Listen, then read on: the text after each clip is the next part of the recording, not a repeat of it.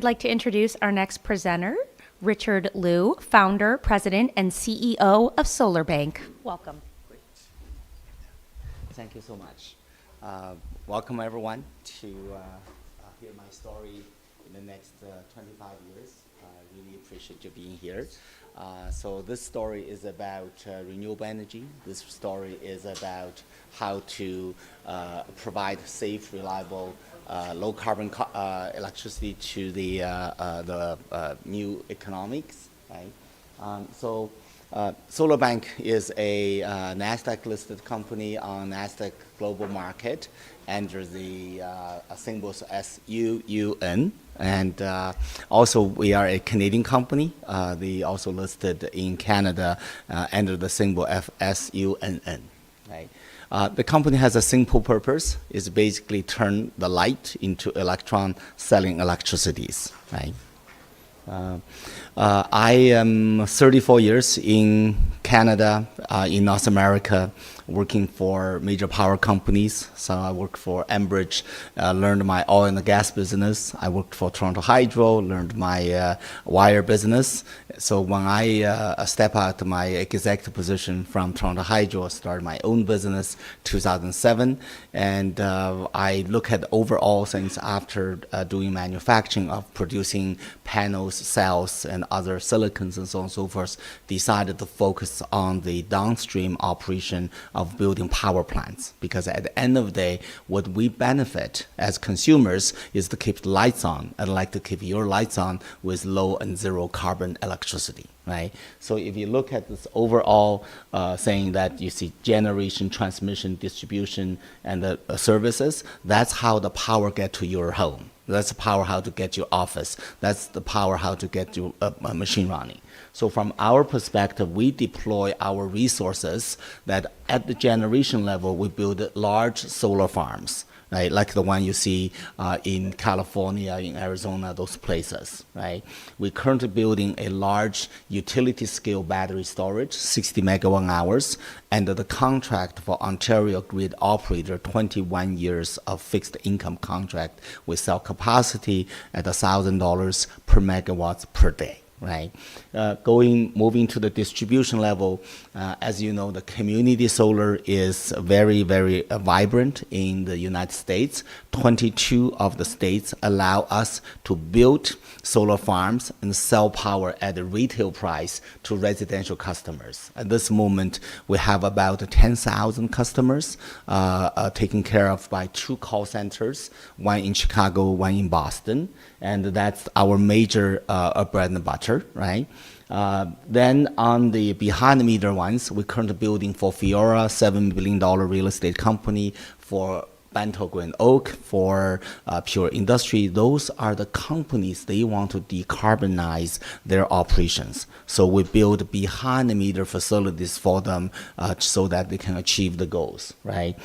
We started building EV chargers on the Walmart facilities to get into decarbonization of the transportation business, and we will get into more of the Fortune 100 company sites, continue to do so, right? So if we also have a plan to do hydrogen, is that when the big solar farms or wind farms got curtailed, the power has nowhere to go. So that's where we will turn the electrons into molecules and then supply them for either, mixed with natural gas or power hydrogen vehicles. If you look at those ones, you will say, why are we doing all of those ones? It seems that they cover the whole value chain of the industry. I'll give you a simple economics. When you own and operate a large solar farm, you sell power at wholesale price, 4 cents kilowatt hour, 5 cents a kilowatt hour, right? When you have them stored and sell the same power at peak demand, you're probably selling them 7 cents or 8 cents a kilowatt hour. When we do community solar, the same electron you sell at a retail price, 10, 12 cents a kilowatt hour. If we put the same power behind the meter on the buildings and so on and so forth, you're basically get paid for about 18, 20 cents a kilowatt hour. The same power, if we sell it at EV charger, is about 50 cents a kilowatt hour. So we are deploying resources to making sure that we, in the future, we truly a zero carbon power supplier to the society, right? Using the SolarBank AI system, which is actually on my phone, to deliver electricity or hydrogen to the customers. You probably know the background of Inflation Reduction Act, investment tax credit transferability, and all of those. Major one here is the big energy flip in North America. So that's why we focus in North America. I used to run European operations for large solar farms. I used to making silicon in Canada, solar cells in Germany, modules internationally. But I think the most, I would say, reliable opportunity is in North America in the next 10, 15 years, because we do have a need to flip our industry's electricity needs from 80% fossil fuel based to renewable based. So that's a huge opportunity that we are doing. I founded the company 2013 as the founder, president, CEO. I always making sure this company has a reliable customer base and also has the economics so that our investors are satisfied, right? If you look at those ones, Honeywell, right? We did $41 million already, right? If you look at the pure industry, we are building for them in Calgary Airport, the Charlies, and they are a leading, I would say, fast food, healthy food chain, and they are actually providing renewable energy for their operations, right? So the list goes on and on, right? One of the things we can carry so much along the value chain is because we structure the company based on vertical integration, right? By heart, we started as a developer. We secure the sites, we run economics, and then we go out to do public meetings, getting permits, and then we get interconnections. So eventually we get a construction permit, right? From there, we are an engineering company. We are licensed in many provinces. So we will be the ones actually do the construction drawing and be the general contractor. We hire local sub-trades, electrical, mechanical, civil, to build it. But we are the general contractor, so we can guarantee, we can ensure the construction is on time, in schedule, and meeting the budget requirement. So from there, that we run the operations. For the solar farms, we sold to Charlies, we sold to True Green Capital, we sold to Honeywell. They are not in the business of running those power plants. So we will taking care of them and a fee to run those operation maintenance, right?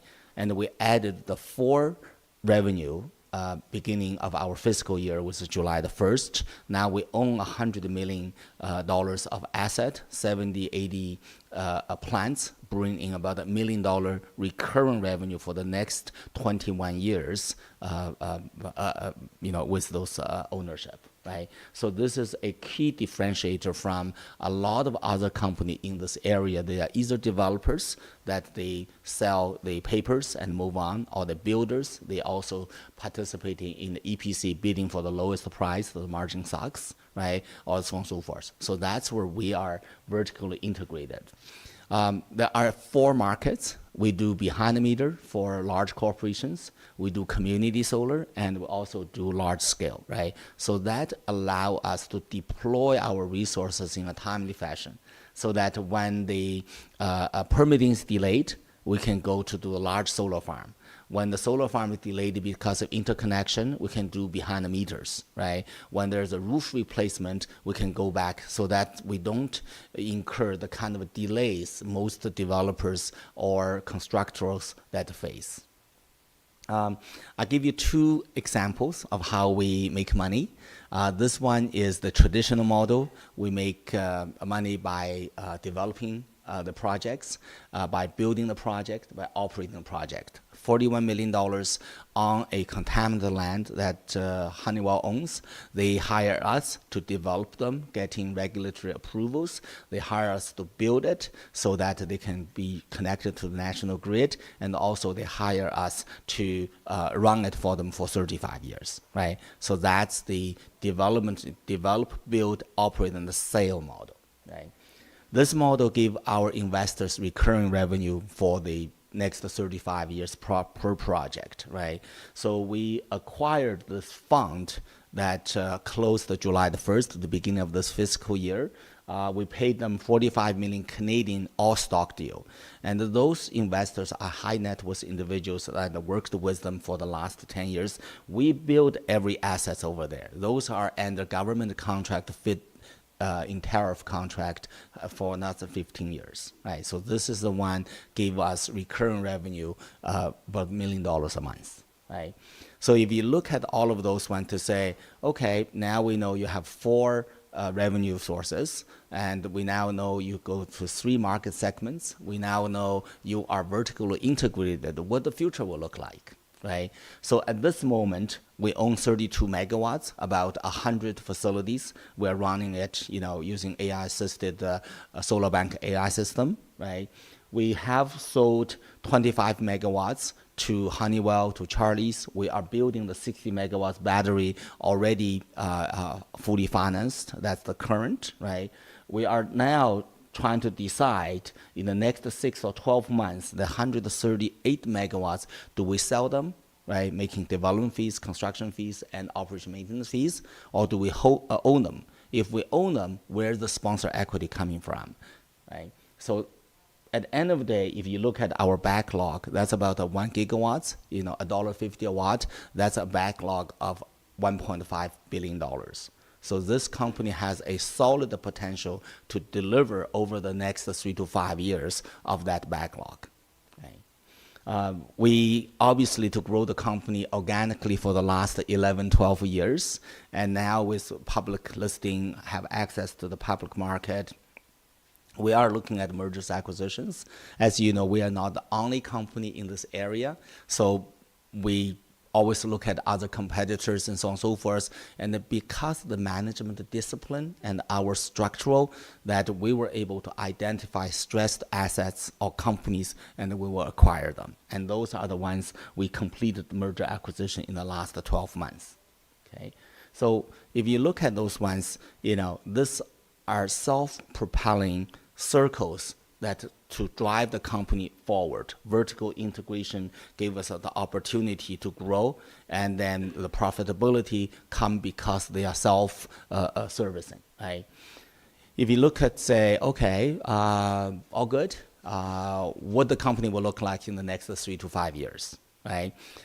In the next 3 to 5 years, this company will continue to be a developer and earning development fees, construction fees, and operation maintenance fees. Probably moving from $60 million to about $100 million, right? And this company will grow while maintaining the revenue, will grow significantly the asset. We currently own 100 million assets. We might own $1 billion assets, right? That will give you $100 million of recurring revenue.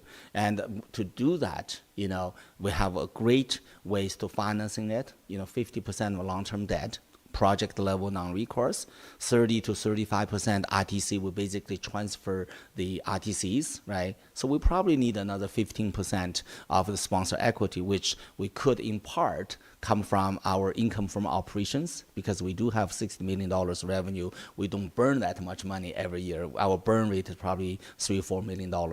In our company, per capita revenue target or record is about $2 million. Right, so $60 million, we could have 30 people, we only have 25 at this moment, right? So, and the rest of them, depends on investment and market performance that we could raise from the capital market. So it's not a huge dilution for our shareholders in the next 3 to 5 years, right? If you look at our track record, I started the company in Ontario. We own half of the market in Ontario, so the development fees is more than enough to keep the company going. By 2017, that we have engineering, procurement, construction capabilities, and by 2022, we start to own projects. Right? If you look at it today, we have income from development and construction, total about $58 million. And we just closed the acquisition of $100 million assets that will add another $10 million revenue by this current fiscal year. Okay, If you look at our last 3 years financials, we doubling the revenue significantly, 10 million, 20 million, 60 million, right? And we break it down from development, that's probably the payroll is, engineering, procurement, construction, that's working capital and sponsor equity, right? The operation maintenance and independent power producer, that's a recurring revenue because we own the asset, we provide services to maintain and operate those solar and battery and EV charging facilities, right? The rest of them looking good, but I think, you probably noticed that we actually lost the money net income wise at June the 30th. That's a one-time charge because we moved from venture capital listing in Canada to main board in Canada to NASDAQ global market. There's lots of legal, accounting, auditing costs and so on and so forth, investor relations being the new kids on the block, that there are one-time charges, right? Our Q1 will be out in 3 weeks, that you probably will see the different scenario, okay? The shareholder structure is very, very, I would say, simple. There are major, about 10 of us, influence about 80% of the overall shares. We are all escrowed for 3 years, so that's where we're not, rushing to the door to exit. Right? At this moment, what we have done over the last 18 months, our number of shareholders increased from 300 to about 4,000. Most of them retail investors. We're looking for long-term institutional investors, and there are about a dozen start to show interest to us, right? And then, given the stage, we only started operating in NASDAQ in April, so that's what we're hoping in the next, 12 to 24 months to have a significant recognition and a growth in the stock market with NASDAQ, right? As I mentioned, this company really make a difference because of our ability to execute, right? Solar is very simple, right? A piece of glass on a stick, standing in the sun, turn light into electron, making money. Cannot be simpler. There's no moving parts, right? Cannot be simpler than that, right? But why some company not making money? Why some company making money, right? The key is execution. The key is the people that they can make things simple, focus, and deliver on speed. So in this regard, the Chief Development Officer, Tracy, will bring the project from site control to construction ready. The Chief Operating Officer, Andrew, will use his engineers and construction crew to build it, and Sam, the CFO, making sure there's cash support. And we have a great board. They are actually working board, whether they are big fund or legal or operation assets, right? I want to stop here just to answer some questions, right?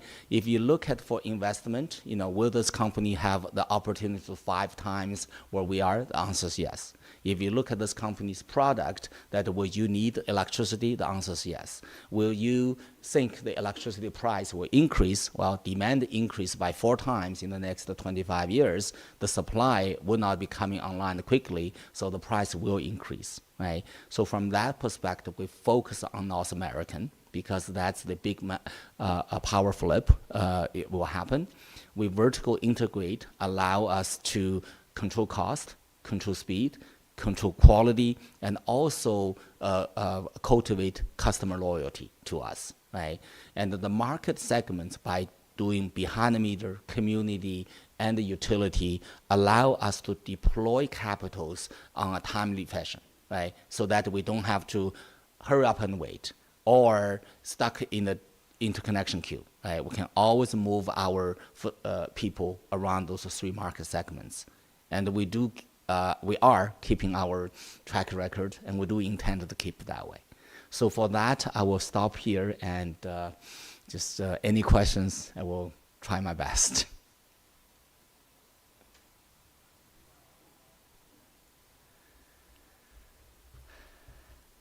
Yes. So, in terms of how you acquire the building construction deals, what is your pipeline for those, or like the funnel for that, and how do you select which ones to go forward with? Yeah. So really about funnels and acquire projects, right? So if I go back to here, right? You can see that, they are 12 months out, 6 to 12 months out, 6 months out, and then, owning, right? So we have let's say a gigawatt of projects, right? They get to the pipeline or backlog because we have site control. From site control, we go to the grid, have interconnection. When we remove those binary risks, right, they go into permitting. As you know, permitting is I would say, public engagement. Some places welcome it, some places they may not welcome it. It's a process, may take 6 to 9 months, right? Some of them fast, 3 months, some of them slow, 9, 12 months. Right, so that's over time. If you look at our funnel, there are things going through the different stages at a given time. Yes. How do you think about geography? U.S., Canada, I know in the U.S., permitting actually is very, in the county and state, when you hook up the transformers, it's very, very much very local issue, having that local expertise support. Yeah. So the question is about how do we, decide geographically. So Canada and the U.S. are certainly, integrated very well. Canada is a natural resource country, and 80% of the power is already renewables. But they do have 3 provinces very, very carbon heavy, like Alberta, Nova Scotia, New Brunswick, right? So we focus on those places, right? But in the states, there are 50 states that have different market. Only 22 of them have community solar regulation, which allow us to sell power directly to consumers, right? So we focus on those states such as New York, Maryland, Maine, Massachusetts, Illinois, and those places. The interesting you mentioned is the permitting, and also I would say the second risk is the interconnection. So that's why we always select energy communities. We select, if you look at the process, the first one get on this one is my policy analyst. She will look at every county level or even village level, do they support? If they do, we have financial analysts to see if we do a project in this place, will that give us the hurdle rate? After that, we secure the site. And even if that's the case, until we get certainty on interconnection, it doesn't get into the production line. Right? So that's how we gate every stage. Yes. I'm just trying to kind of parse some of the things you talked about. In some ways, it sounds like a solar utility company that people are buying here. But I'm a little confused by, you mentioned the sponsor capital that's used to build some of these new facilities. As a prospective stockholder, am I going to be providing that capital? I'm trying to really figure out what kind of animal this really is and what the expectation should be. Is this a dividend in a couple of years we're getting a nice yield, or how is that going to play out? Yeah. So it's in transition from a developer, which is a fee-based, to a independent power producer, right? So if you look at those 2 columns, income as a developer, right, that's the cash flow, right? Because that's enough to keep the company going, to give us the working capital, right, and give us, a right to service the customers. But it doesn't give us recurring revenue. So in that case, it will never have dividend, right? Having said so, now we are actually profit for 11 years that we have money to own the projects. As we own project, we become independent power producer, which means that, for example, we now own 100 million assets, give us 10 million recurring revenue every year. That becomes additional sponsor equity to own more projects. Every 10 million sponsor equity will give me $50 million of assets, right? So we will grow this like a snowball, right? But at the times, there's a maturity. At maturity, you will consider this company as a service company, because there's always companies like Fortune 500. They need this one for return, for taxes, for their ESG needs, right? But we do want this company like Enbridge that will not only have a good performance, very stable stock performance, right? Not like those ski slopes that have a boom and bust, but as a a utility kind of stock, but at a higher than the utility return. I used to be the one defending my utility at Toronto Hydro for rates. Regular return is about 8 or 9%, right? And we provide zero carbon electricity at 10% or more, right? And that time that we do think, let's say 5 years beyond, that we don't have a need to continue to grow, like beyond 2030, that will be dividend going forward. The good thing about this one, you think about it, everyone needs electricity, right? This electricity, I do not pay for the fuel. I don't pay for the light. That's 30% cost saving. Fossil fuel people, they pay tax on carbon. I don't pay tax, right? So that's the major economics that are going forward. And you continue to have the upside from generally higher nominal costs for electricity on a kilowatt hour basis? Yes, yeah. Okay, thank you. I know I'm on time. Okay. Thank you so much.